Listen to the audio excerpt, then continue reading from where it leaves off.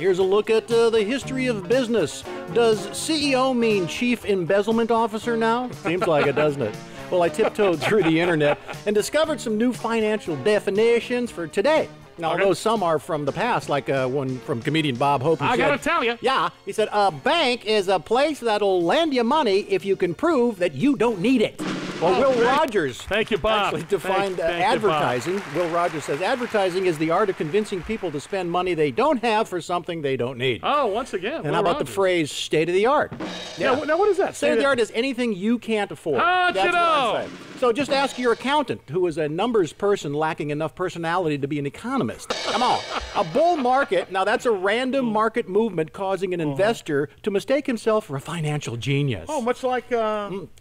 What's his name? Yeah. Timmy. Yeah. I didn't say that. Wait, let me get the hood back out of here.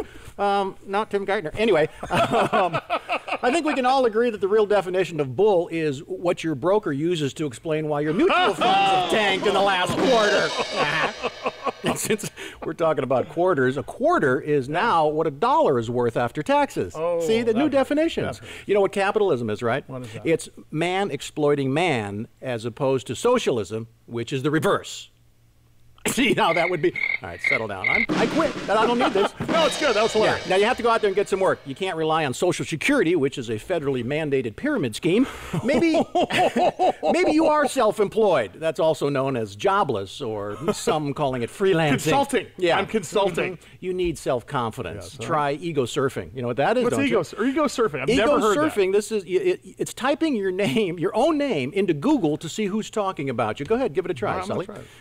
Come on, guys. You have the ability to succeed right now, but what is ability to a guy, huh? Well, I'll tell you what it is. Here's the new definition. It's the virtue you're forced to use if your boss doesn't have a daughter. Oh, my! See what I'm saying there? I think you know what I mean. Of course, we know what a boss is.